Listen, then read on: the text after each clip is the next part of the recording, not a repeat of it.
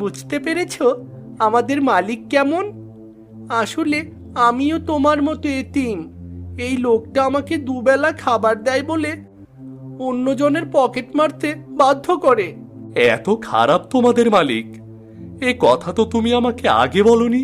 আপনাকে আগে বললে সে যদি তা কোনোভাবে জানতে পারতো তাহলে আমাকে মেরেই ফেলতো। এজন্যই আপনাকে বলিনি। এখন আপনি ঘুমিয়ে পড়ুন, সকাল হলে কাজ করতে হবে। আমি চললাম।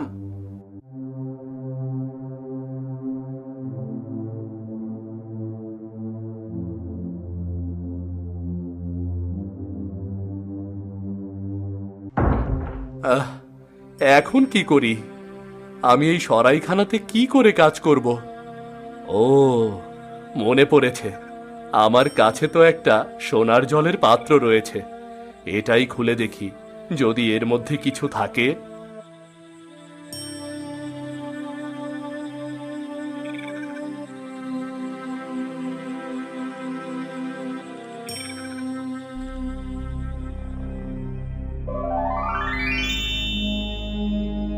এ কি, আপনি এখানে কেন?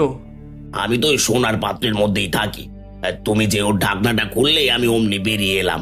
কিন্তু আমি তো আপনাকে ওই গুপ্তধনের গুহার মধ্যে দেখেছিলাম। হ্যাঁ, আমি ওখানেই থাকি, আবার এই পাত্রের মধ্যেও থাকি। তবে যার কাছে এই পাত্র থাকে শুধু তার কথাই শুনি। সেদিন তুমি কখন ওই পাত্রটা তোমার কাছে তুলে নিয়েছিলে তা আমি বুঝতে পারিনি। কিন্তু আপনি এই পাত্রের মধ্যে কেন থাকেন? শুনতে চাও? তাহলে শোনো। আমি খুব স্বর্ণপ্রিয় মানুষ ছিলাম। স্বর্ণ সংরক্ষণ করা আমার নেশা ছিল। আমার ব্যবহারের সবকিছু আমি স্বর্ণ দিয়ে তৈরি করেছিলাম। একদিন এক বৃদ্ধ আমার কাছ থেকে জল চেয়েছিল, কিন্তু এই সোনার পাত্রে জল ছিল বলে আমি তাকে তা দিইনি। সেই দিন সেই বৃদ্ধ আমাকে অভিশাপ করেছিল, আমার জমানোর স্বর্ণ আমি কখনোই ব্যবহার করতে পারবো না। যার কাছে এই পাত্র থাকবে সেই আমার সব জমানো স্বর্ণ ব্যবহার করবে, আর আমি তার কথাই শুনবো। আর সেই থেকে আমি এই পাত্রে বন্দি হয়ে আছি। এবার বলো, তোমার কি চাই? তুমি কি আমার সব স্বর্ণ চাও? না, আমার আপনার সব স্বর্ণের প্রয়োজন নেই, কিন্তু এখন আমার কিছু স্বর্ণের প্রয়োজন, যাতে আমি এই সরাইখানার ঋণ পরিশোধ করতে পারি। ঠিক আছে, আমি তোমাকে এখনই সেই পরিমাণ স্বর্ণ এনে দিচ্ছি। এই নাও।